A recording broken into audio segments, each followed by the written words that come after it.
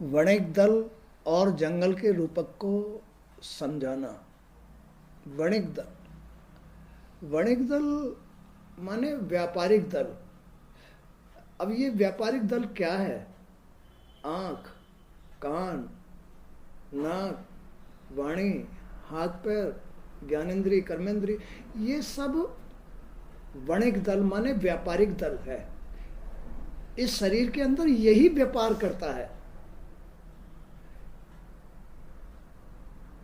अब व्यापार में किसी को तो जो है, कोई तो कपड़े का व्यापार करता है, कोई किसी बात का व्यापार करता है, तो कोई घर गृहस्थी का व्यापार करता है, तो कोई संतान पैदा करता है, तो कोई खेती करता है।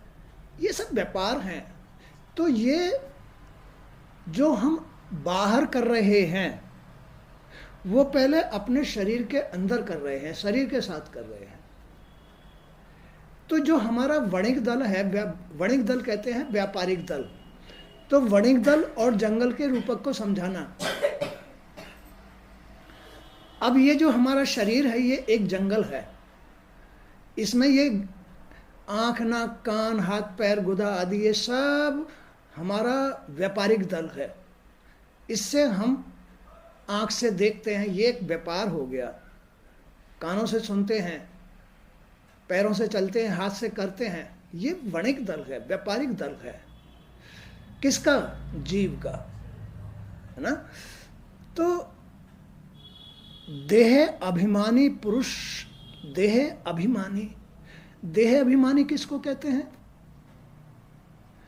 जिसके हृदय में ईश्वर के प्रति आकर्षण ना हो, जो अपने हृदय में, अंतःकरण में बस ये करना है, वो करना है, ये लाना है, वो लाना है, फलाना ढमका, ये भारी बीमारी, अहंकार, लोभ, स्वार्थ, अहंकार, ये सब सांसारिक जंगल है। ये जंगल है। इसी को देह का अभिमान कहते हैं। ये केवल संसार तक सीमित है। ये बात संसार तक ही सीमित है।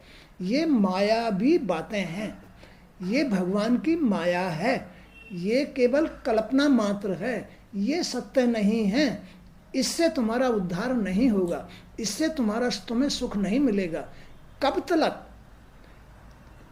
आज तुमने कर लिया, 2 पैसे कमा के ले आए, तो चलो ठीक है, रोटी खा ली। लेकिन कल क्या करोगे? कल काम नहीं मिला तो? तात्पर्य ये है कि ये केवल कल्पना मात्र है। ये एक सपना है। ये सत्य नहीं है। ये तुम्हारे जन्म का उद्धार नहीं है। ये तुम्हारे जन्म लेकर के जीवन जीने का सही रास्ता नहीं है। अब सही रास्ता क्या है? सही रास्ता है कि तुम्हारा शरीर स्वस्थ रहे, तुम्हारा मन स्वस्थ रहे, तुम्हारी बुद्धि स्वस्थ रहे, तुम्हारे विचार स्वस्थ रहें, तुम्हारी आंखें, तुम्हारे कान, तुम्हारे खाना पीना, तुम्हारे कपड़े आदि व्यवस्था कोई करता रहे। अब वो कौन करेगा? जिसने तुमको पैदा किया है वो व्यवस्था करेगा। और वो कहाँ है? तुम्हारे हृदय में आकर्षण, उसके प्रति आकर्षण। जब तक तुम्हारे अंतःकरण में उसके प्रति आकर्षण नहीं होगा, खिंचाव नहीं होगा, उसकी सेवा नहीं होगी, तब तक तुम कुछ नहीं कर सकते। तो इसलिए अब ये चीजें कैसे पैदा होती हैं? एक तो अभिमान हो गया। अभिमान जब आदमी संसार के वस्तुओं में, संतान में, पैसा में, संपत्ति में, इसमें डूब जाता है, विषय विकारों में डूब जाता है, तो उसके प्रति प्रेम खत्म हो जाता है, आकर्षण खत्म हो जाता है। बोलो, खत्म हो जाता है नहीं? तुम्हारे अंतःकरण में, तुम्हारे मन में, तुम्हारे हृदय में उसके प्रति आकर्षण खत्म हो जाता है।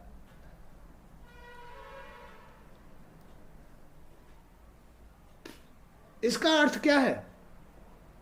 कि तुम्हारा शरीर, तुम्हारा मन, तुम्हारी इंद्रियां, तुम्हारा हाथ पैर सब मैले हो जाते हैं, दूषित हो जाते हैं। जबकि ये ईश्वर का रूप है। इसमें से तुम सुख, आनंद, धन, संपत्ति कुछ भी पैदा कर सकते हो, लेकिन भगवान की शरण में रह करके तुम्हारे हृदय में उसके प्रति चाह बनी रहनी चाहिए। तुम्हारे मन में उसके प्रति हर वक्त सेवा का भाव रहना चाहिए। अरे मैं अपने भगवान के लिए ये कर दूं, अरे मैं भगवान के लिए फूल चढ़ा दूं, मैं अपने भगवान के लिए भोग लगा दूं, मैं अपने भगवान को स्नान करा दूं, मैं अपने भगवान को कपड़े पहना दूं, मैं अपने भगवान को अकेला नहीं छोड़ूं। तो ये सब जो तुम्हारे अंतःकरण में आकर्षण है, यही तुम्हारी उनकी सेवा है, भक्ति है, उनकी याद है, उनकी शरण में रहना है। जब उनकी बात तो तुम्हारे हृदय में याद ना आए, तुम्हारे मन में उनकी याद ना आए और याद कुछ और आता रहे, मन कहीं और तड़पता रहे, इससे भगवान की भक्ति खत्म हो जाती है। माने भगवान तुम्हारी सेवा को स्वीकार नहीं करेंगे। जब तक तुम्हारे हृदय में उनके प्रति आकर्षण नहीं है, विशेष आकर्षण, भगवान से प्रेम का आकर्षण, भगवान को मानने वाला आकर्षण, भगवान की सेवा का आकर्षण, भगवान को हर वक्त अपने हृदय में विराजमान रखना, याद रखना, वो है तुम्हारी पूर्ति, वो है तुम्हारा जीवन की सफलता, आनंद। उस टाइम तुम्हारी बुद्धि शुद्ध रहेगी, तुम्हारा मन शुद्ध रहेगा, तुम्हारे विचार शुद्ध रहेंगे, है ना। जितना तुम अपने इस आंतरिक सिस्टम को, हृदय को शुद्ध रखोगे, वही भगवान का साथ है, उसको ही भगवान का साथ कहते हैं। लेकिन देह अभिमान क्या है? अभिमान जब आदमी भगवान से विमुख हो जाए, इस आनंद से विमुख हो जाए, जब इस सुख से विमुख हो जाए, कब होता है? जब संसार में घुस जाता है, तो इस आनंद से विमुख हो जाता है, इस सुख से विमुख हो जाता है, अच्छे कर्मों से विमुख हो जाता है। अब क्या करेगा आदमी? अभिमान में क्या करेगा? जब तुम संसार में घुसे रहोगे, माने कि भगवान को याद नहीं करोगे, भाव भक्ति नहीं करोगे, तो फिर क्या होगा? तुम्हारा मन महला रहेगा, बुद्धि महली रहेगी, ध्यान विचार कहीं और जगह ही जाते रहेंगे। जवान भगवान का भजन राम राम राम राम नहीं भजेगी, जवान वाणी जो है क्या भजेगी? इसकी बुराई, उसकी बुराई, वो ऐसा है, वो ऐसे कह रही थी, वो ऐसे कह रहा था, वो ऐसे रहता है, वो है ना फलाना। मतलब अभिमान में वाणी इस प्रकार चलती है और भगवान के आकर्षण में उसका नाम पुकारती है। तो जब तक तुम्हारी वाणी पर उसका नाम नहीं आया है, समझ लो अभिमान है। और उस अभिमान में आदमी ऐसे ही गिरता है, कभी बीमार होता है, कभी अशांत रहता है, तो कभी किसी बात की टेंशन हो जाती है, चिंता हो जाती है और सब कुछ खराब हो जाता है। अभिमान में तो ये हालत होती है। आदमी गलत रास्ते चला जाता है, आदमी दारू पीना शुरू कर देता है, अभिमान में, भूल में, भगवान का भजन नहीं करता है, तो उसकी वाणी पर भगवान का नाम नहीं रहेगा, तो अभिमान उसे अपने जंगल में खींच कर ले जाएगा, यानी बुराई में खींच कर ले जाएगा। तो देह अभिमानी पुरुष शुभ, अशुभ और मिश्रित 3 प्रकार के कर्म करता है। कभी शुभ कर्म कर लेता है, कभी प्रसाद बांट देता है, कभी जो है शिवलिंग स्नान करा देता है, कभी गुरुओं की जैसे तैसे करके गुरुओं की शरण में आ जाता है। तो कभी तो शुभ कर्म करता है, कभी अशुभ कर्म करता है। इसमें एक एक कर्म का हिसाब किताब है इस शरीर के अंदर। ये शरीर बड़ा अनमोल रत्न है, इसमें एक एक कर्म का हिसाब किताब है। जब भी तुम शुभ कर्म करोगे तो तुम्हारे भाग्य में भगवान का साथ होगा। जो मिलता है वो भाग से मिलता है। अब भाग्य को बनाने के लिए तो अच्छा कर्म करना पड़ेगा, अच्छा कर्म करना पड़ेगा। क्या अच्छा कर्म है? नहाना धोना, ये सब अच्छे कर्मों में आते हैं। समय से उठना, समय से नहाना, समय से मतलब पूजा करना, गुरुओं की शरण में आके भागवत सुनना या भागवत सुनाना, ये अच्छे कर्म है। किसी भूखे को अन्न खिलाना, संतों की सेवा करना, गुरुओं की सेवा करना, है ना, भूखे प्यासे को भोजन कराना, किसी लंगड़े लूले को मतलब सहायता करना, ये सब अच्छे कर्म हैं।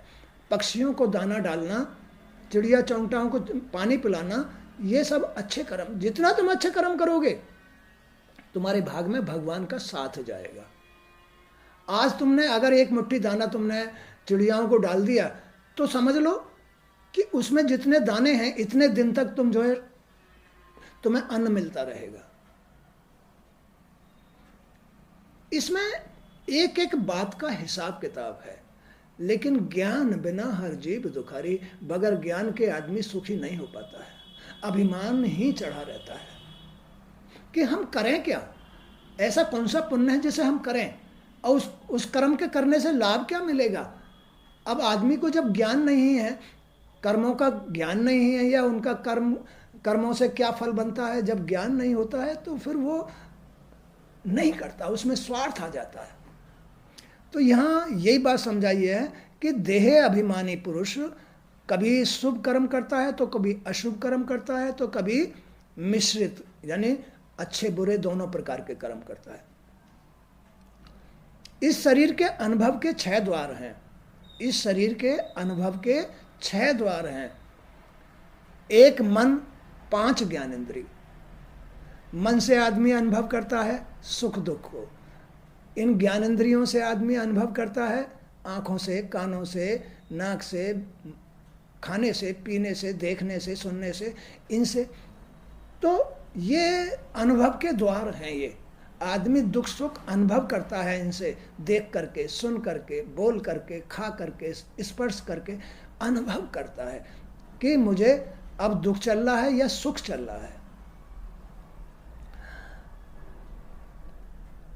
यही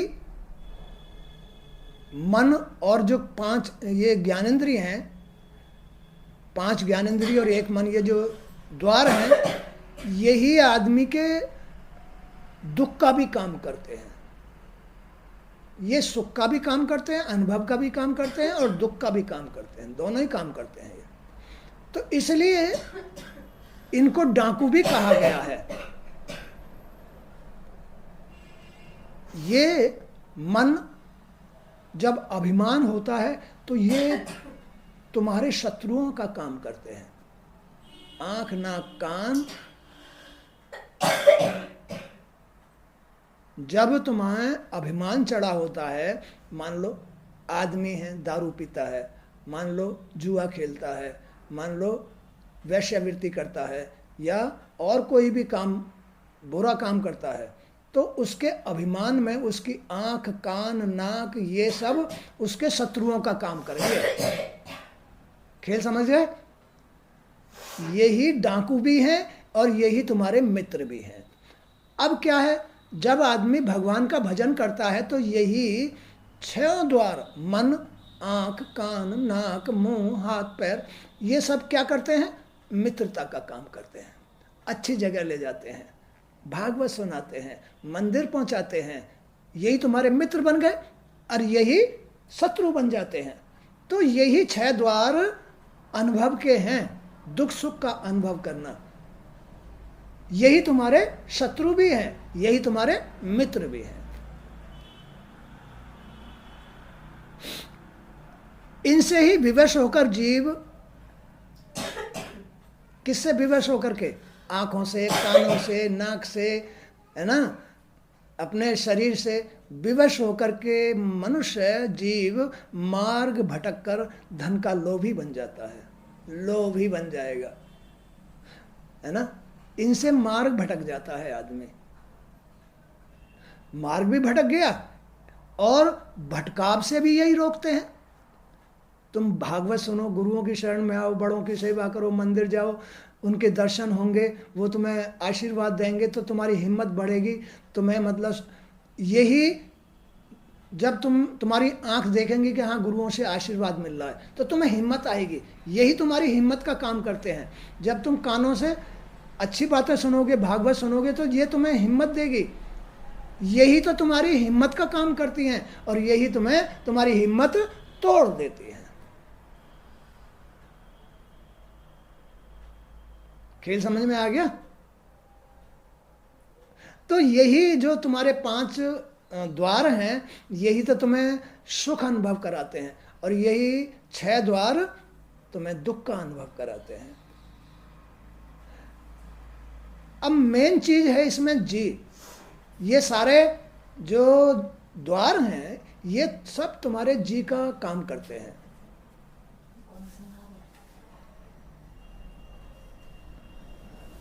बैठ जाओ बैठ जाओ बैठ जाओ बैठ जाओ।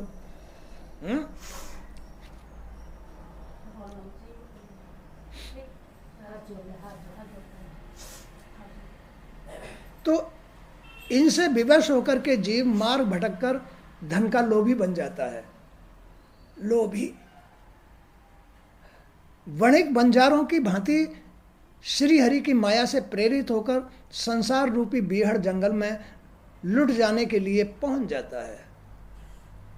इन्हीं द्वारों के द्वारा, इन्हीं द्वारों से, आँखों से, कानों से, नाक से, मुंह से, त्वचा से, इनसे ही और मन से, इनसे ही तो आदमी भगवान की माया रूपी जंगल में भटकने के लिए पहुंच जाता है। फिर क्या करता है वहाँ वो? दारू पीता है, वैश्यावृत्ति कर, बुरे काम करता है। इनसे भटक करके आदमी भगवान की माया रूपी बीहड़ जंगल में पहुंच जाता है और वहाँ दूषित कर्म करता है। अरे तो अपनी आँखों को, अपने कानों को, अपने वाणी को, अपने शरीर को ऐसी जगह लगाओ ना जहाँ ये तुम्हें भटकने से रोके। ऐसी जगह लगाना चाहिए। मंदिर में जाओ, भागवत सुनो, बड़ों की कहीं सेवा कर जाओ। तो ये इस तरह से तो श्री हरि की माया से प्रेरित होकर संसार रूपी बीहड़ वन में लुट जाने के लिए पहुंच जाता है। इस संसार रूपी वन में अपने शरीर के द्वारा किए गए कर्मों का फल उसे अवश्य भोगना पड़ता है। क्या कहा? इस संसार रूपी, शरीर रूपी वन में इस संसार रूपी वन में अपने शरीर के द्वारा किए गए कर्मों का फल उसे अवश्य भोगना पड़ता है। इस वन में भटकते हुए उसे व्यापार में सफलता मिले या न मिले, वह श्री हरि और महात्माओं की संगति में नहीं जाता है ना? मन नहीं करेगा उसका महात्माओं की, संतों की या गुरुओं की संगत में वो नहीं जाएगा। जो भटक गया है, जो संसार में भटक गया है, वो महात्माओं की, श्री हरि की, साधुओं की, गुरुओं की शरण में नहीं जाएगा। वो तो भटक गया है। अब किससे भटका वो? किससे भटका? आंखों से भटका, कानों से भटका, खाने पीने से भटका और शरीर से भटका, स्पर्श से भटका, अंदर मन से भटका। मन से भटक जाता है, अपने मन से भटक जाता है। भटका हुआ जी संसार रूपी बीहड़ जंगल में दूषित दूषित कर्म करता है। अब उसको श्री हरि की कृपा कहाँ रही? उस पर श्री हरि की कृपा नहीं रहती है।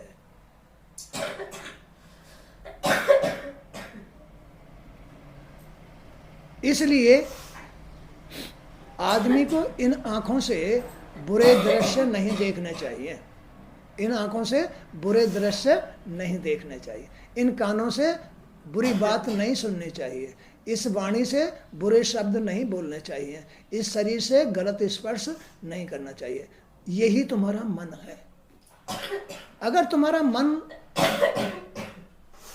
तुम्हारा मन पवित्र है तो तुम्हें श्री हरि में लगाएगा, तुम्हें भटकने से बचाएगा, जी को भटकने से बचाएगा। जी तो भटकता है, तो अगर तुम्हें भटकने से बचना है तो अपने मन को श्री हरि में लगाने के लिए प्रेम यानी उसे पवित्र करो। मन को पवित्र करने का मतलब है अपनी आँखों को अपने जी से, अपने ध्यान से नहीं, ये मेरा दादा है, ये मेरा बाबा है, ये मेरी बेटी है, ये मेरी माँ है। अपने ध्यान से अपने जी को रोको, अपने ध्यान से अपने जी को रोको और रोक करके अपने मन को पवित्र रखो। अगर तुम अपने मन को पवित्र रखते हो तो तुम्हें भगवान प्राप्त हो जाएगा। मन चंगा तो खटोटी में गंगा। अब मन इनसे ही तो खराब होता है और इनसे ही पवित्र होता है।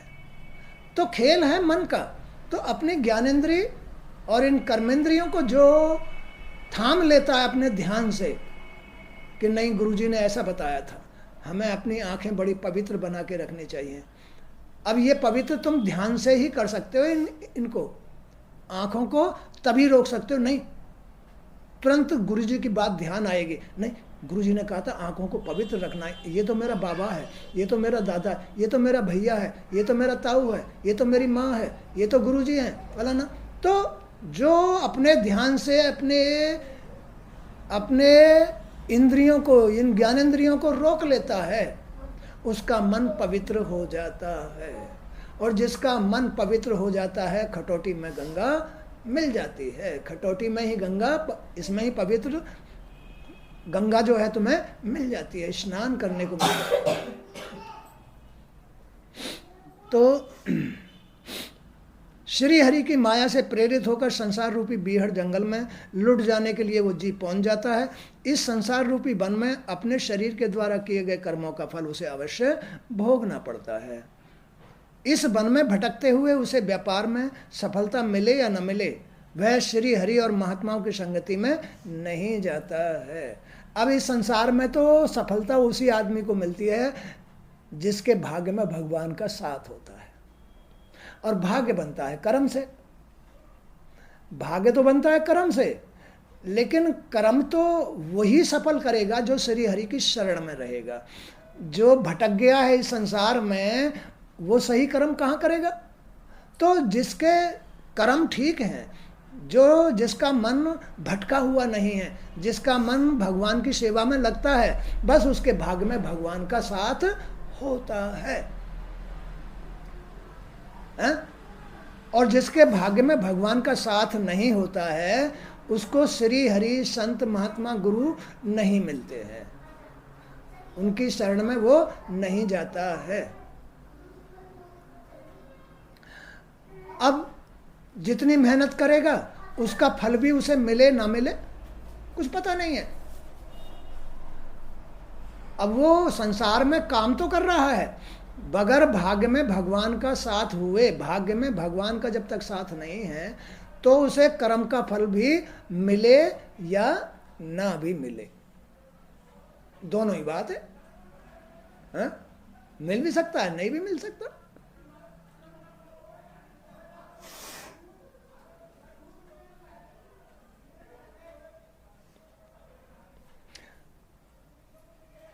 अब कभी वो जाता भी है, वो आदमी गुरुओं की, संतों की, महात्माओं की, बड़ों की, माँ बाप की शरण में जाता भी है तो स्वार्थ लेके जाएगा, स्वार्थ लेके जाएगा। मेरा ये काम कर दो, मुझे पैसे दे दो, मुझे कहीं से मतलब जो है कर्ज दिलवा दो, फलाना दिलवा दो, मेरे पास रोटी नहीं है, मेरे पास कपड़ा नहीं है, मेरे पास पैसा नहीं है। तो जाएगा भी तो स्वार्थ में जाएगा। इसी से उसे अनेकानेक दुख उठाने पड़ते हैं, इसलिए उसे दुख उठाने पड़ते हैं। अगर वो माँ बाप की, अगर वो गुरुओं की, अगर वो संतों की, अगर वो महात्माओं की शरण में रह कर के अपनी इंद्रियों को, ज्ञानेंद्रियों को, कर्मेंद्रियों को शुद्ध कर ले तो उसका मन पवित्र हो जाएगा। फिर उसे भटकने वाला मन नहीं रहेगा। फिर वो ना रोटी के लिए भटकेगा, ना पैसे के लिए भटकेगा, ना काम के लिए भटकेगा, ना कहीं संसार में दुख उठाएगा, सब कुछ मिलेगा फिर उसको। तो खेल सारा अपने मन का है, अपने मन को रोकना पड़ता है, और वो रुकता है ध्यान से। जब तुम्हारे पास ध्यान ही नहीं है कि गुरुओं ने ऐसा कहा था, गुरुजी ने ऐसा कहा था, गुरुजी ने जो है अपने मन को साफ रखने के लिए अपने आँखों को, अपने कानों को, अपनी नाक को, अपनी वाणी को, अपने शरीर को बचा के रखना है, बचा के रखो। तो तुम अपने मन से ठीक रहोगे। तुम जितना इस संसार रूपी जंगल में घूमोगे, कोई मार्केट जाता है, कोई परचेजिंग करता है, ये क्या है? मन को भटकाना। स्त्री हो, स्त्री तो बहुत ही शांत मन की, शुद्ध मन की होनी चाहिए, क्योंकि स्त्री ही घर की प्रकृति होती है। स्त्री को कभी भी मार्केट नहीं घूमना चाहिए, स्त्री को कभी भी दुकानों पर नहीं जाना चाहिए, स्त्री को कभी भी दूसरों के घरों में नहीं बैठना चाहिए। स्त्री को अपने मन को शांत रखने के लिए, अपनी इंद्रियों को शांत रखने के लिए, मन को शुद्ध रखने के लिए अपने घर में ही रहना चाहिए। अब जितना स्त्री अपने घर में रहेगी उतना ही ठीक होगा। तो स्त्री के भी नियम हैं और पुरुष के भी नियम हैं, और सबका सिस्टम एक ही है। पुरुष हो तो भी और स्त्री हो तो भी उसे अपनी ज्ञानेंद्रियों को बचाना पड़ता है, अपने मन को बचाना पड़ता है। अपने मन को बचाने के लिए पुरुष हो या स्त्री हो, उसे अपने नियम के अनुसार चलना पड़ता है।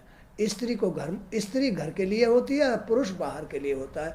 पुरुष को बाहर अपने मन को बचा के रखना चाहिए, स्त्री को भी अपने घर में रहने के लिए अपने मन को बचा के रखना चाहिए। जिसने अपने मन को बचा लिया, भगवान उसका हिमाती बन जाता है।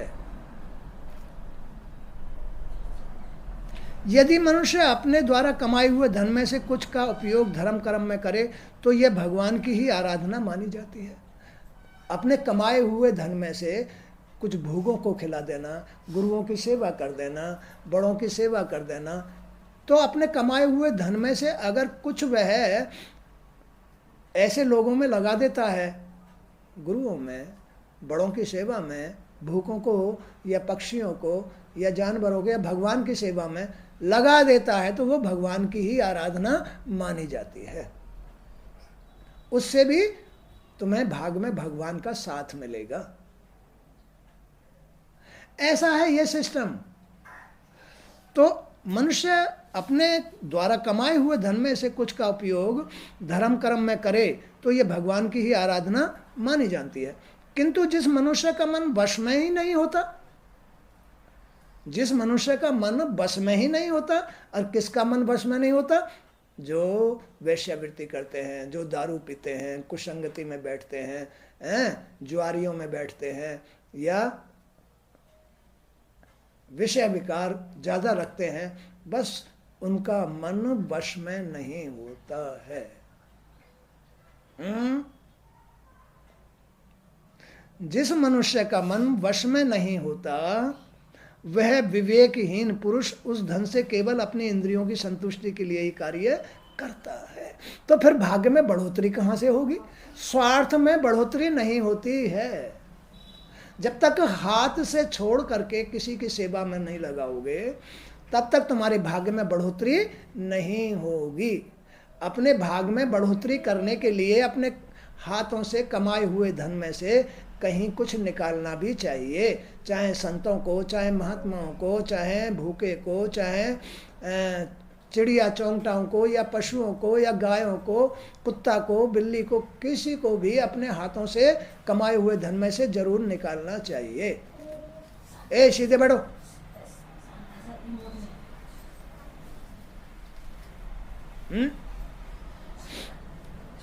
जीने की कला आ रही है समझ में? कैसे जिया जाता है? ये ऐसा खेल है।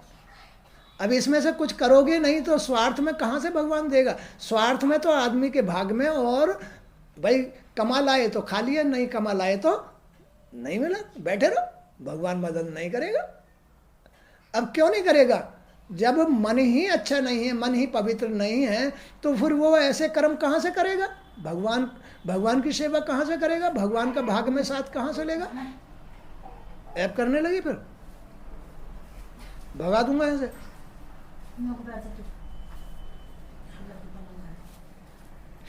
तो मनुष्य अपने कमाए हुए धन में से कुछ का उपयोग धर्म कर्म में करे तो ये भगवान की आराधना मानी जाती है।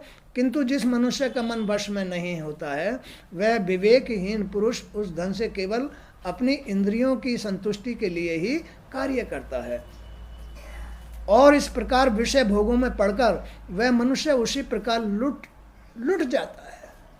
विषय विकारों में पड़ करके वो मनुष्य ऐसा लुट जाता है कि उसके पास बेचारे के पास कुछ भी नहीं रहता है। फिर जब तुम्हारे भाग में ही कुछ नहीं है, तुमने ऐसा कोई बीज ही नहीं बोया, तुमने ऐसा कोई कर्म ही नहीं किया, किसी को दान नहीं किया, कहीं तीर्थ नहीं किया, कहीं कभी किसी की मदद नहीं की, तो तुम्हारे भाग में भगवान का साथ पुण्य कहाँ से होगा?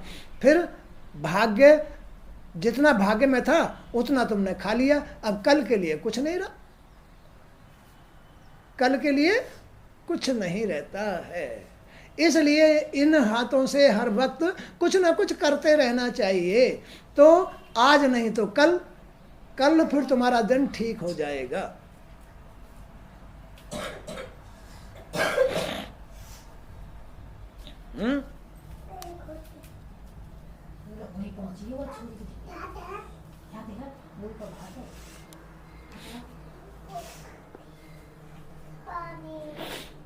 गृहस्थ आश्रम में, अब देखो ये जो गृहस्थ आश्रम है, गृहस्थ आश्रम में आसक्त व्यक्तियों को कामनाओं के ये कटीले झाड़ झंकार घायल कर देते हैं।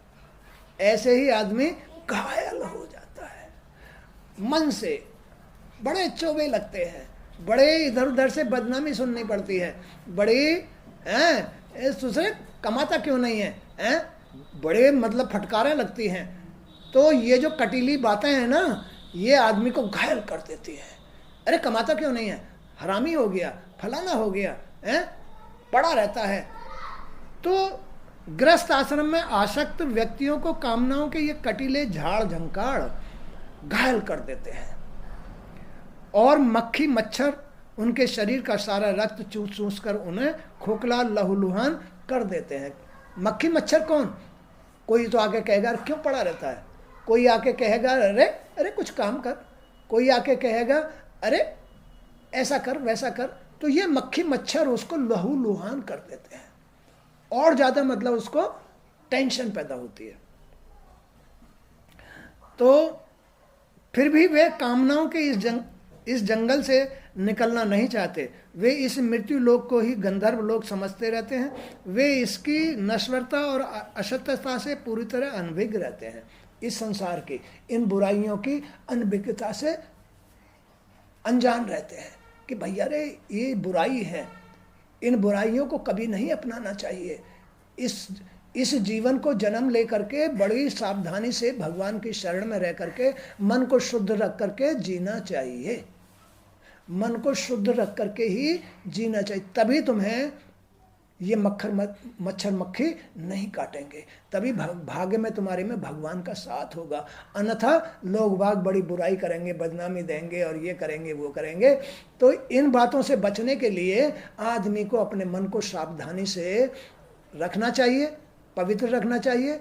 अब मन पवित्र तभी होगा जब तुम्हारी ज्ञानेंद्रिय कर्मेंद्रिय शुद्ध रहेंगी, और फिर भगवान की याद आएगी, भगवान की शरण रहेगी। और उस शुद्ध मन से जो तुम कर्म करोगे, दान संतों को, महात्माओं को, अपने बच्चों को या चिड़ियाओं को, कबूतरों को, है ना, कहीं भी जाकर के दान करोगे, वो तुम्हारे भाग में पुण्य बनेगा। वो पुण्य ही भगवान का साथ होता है। अब इसके साथ से ही कल का दाना तुम्हें तैयार मिलेगा। अब तुम अगर मन से अपवित्र हो और खूब कमा भी रहे हो, तो आज तो खा लो, कल के लिए कुछ नहीं रहेगा। इसलिए ये जो सिस्टम है, ये जो गृहस्थ आश्रम है, गृहस्थ आश्रम में आसक्त व्यक्तियों को कामनाओं की कटीले झाड़ झंकार घायल कर देते हैं, और मक्खी मच्छर उनके शरीर का सारा रक्त चूस चूस कर उन्हें खोखला कर देते हैं। फिर भी वे कामनाओं के इस जंगल से निकलना नहीं चाहते, क्योंकि ज्ञान नहीं है, कहीं से सुना नहीं है, गुरुओं का आशीर्वाद नहीं मिला है, दुआ नहीं ली है, तो उनको ज्ञान कहाँ से आएगा। फिर भी वे कामनाओं के जंगल से निकलना नहीं चाहते। वे इस मृत्यु लोक को ही स्वर्ग लोक समझते हैं, इसे ही बैकुंठ समझना शुरू कर देते हैं। हाँ बस यही है जो भी कुछ है, यही आनंद लो बस, है, चाहे चोरी करके लाया है, चाहे वैसे वृत्ति करके लाया है, चाहे झूठ बोल के लाया है, चाहे अपनी इज्जत गमा के लाया है, ला करके बस यही समझेगा कि यही है सारा बस सब कुछ। लेकिन ये तो तुम्हारी भूल है, ये तो खाली तुम जंगल में फंसे हुए हो, ये तो तुम खाली अज्ञानता में जी रहे हो। ज्ञान का जीना तो वही है भगवान की भक्ति में। अपने मन को पवित्र करो, अपने मन को जितना पवित्र करोगे उतना ही तुम्हारे भाग्य में कर्म के माध्यम से भगवान का साथ होगा, पुण्य होगा, और उस पुण्य से ही तुम्हें कल की रोटी मिलेगी, उस पुण्य से ही मिलेगी। ऐसा सिस्टम ये भगवान ने बनाया है।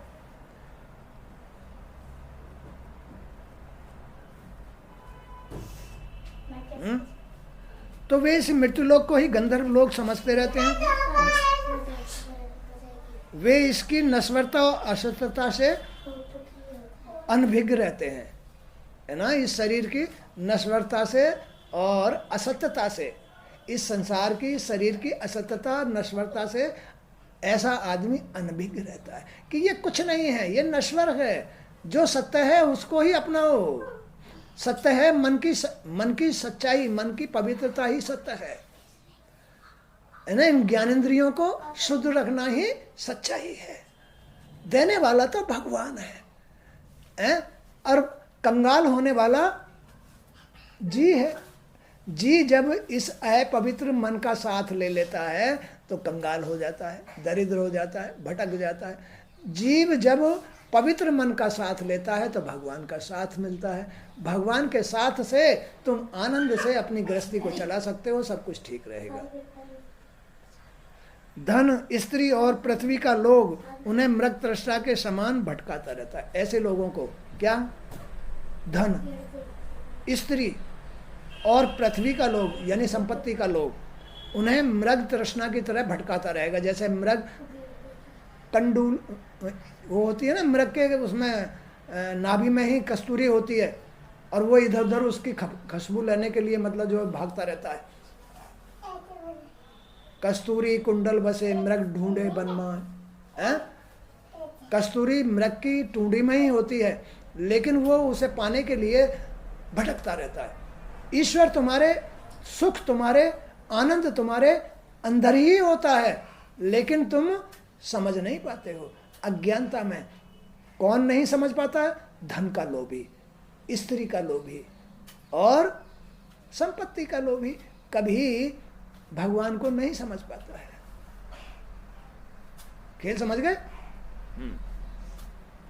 तो इन्हीं पाने की लालसा में कभी समाप्त, इन्हें पाने की लालसा कभी समाप्त नहीं होती है।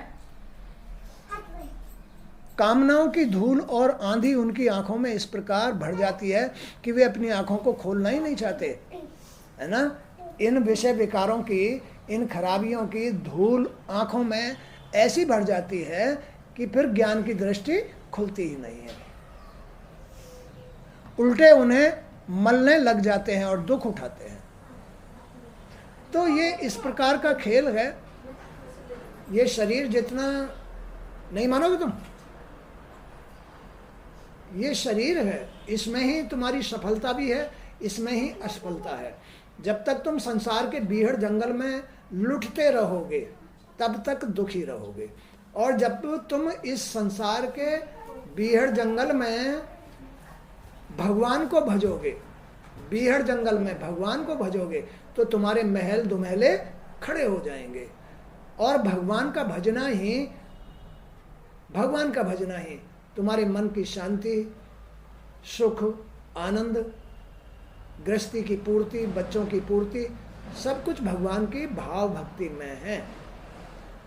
तुम्हारा मन है, अपने अपने मन को देख लो, अपने अपने मन को। जब ये बारबाट होता है तो क्या हालत होती है। जब ये मन को तुम संभालते हो, इस मन से तुम दो पैसे साधुओं में, संतुओं में, या पक्षियों में, या गायों में, कुत्ता में, बिल्ली में अपनी मेहनत का लगाते हो, तो ये कभी अखारत नहीं जाता है। ये लौट के तुम्हें मिलता है। किस रूप में मिलता है?